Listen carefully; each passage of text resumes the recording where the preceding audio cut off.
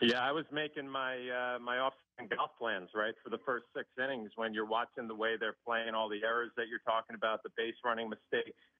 They can't do anything against McCullers, and, you're thinking about Keuchel and Verlander coming up in games 5 and 6. So, obviously it looked pretty bleak right there, and it's amazing, and I said this last night, when Aaron Judge puts one swing of the bat out there and drives the ball to center field, as great as the Yankee crowd has been through this whole postseason, I thought that they were a little down early in that game.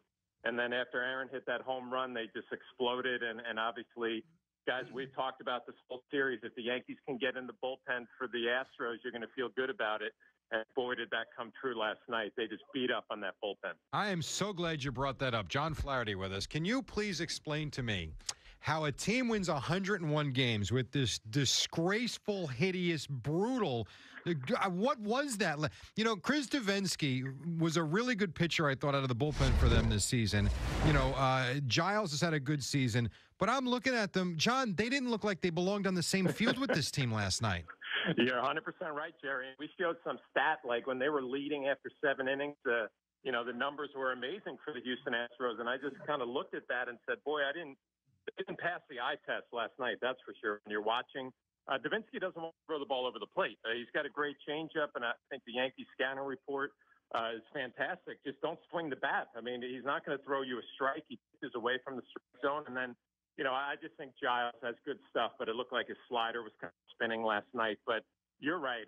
It's like when you see the Yankee bullpen and you watch them night in and night out, and they come in and they dominate. And then you see another bullpen that's supposed to be somewhat of a strength at the back end. And I didn't see domination last night. The Yankees really, really took advantage of that weakness. Well, I would just say Davinsky is like the Dylan Betances of the Astros right now, and I would just stay away from him if I were A.J. Hinch. But let's talk a little bit about Starlin Castro for 1 minute. He just had a terrible game last night, and I would think a good night's sleep. You wake up this morning refreshed. Thankfully that your teammates picked you up. Can you explain to me what exactly happened to him yesterday? Boomer, I don't get paid enough money to explain what happened to him last night. He had one of those bad games, and we really haven't seen it from him defensively. He was kind of caught on his heels all night. You're right. The sliding feet first into first base was confusing to me, and the bats sometimes get away from Starlin, and you kind of accept because he's such a streaky hitter, but.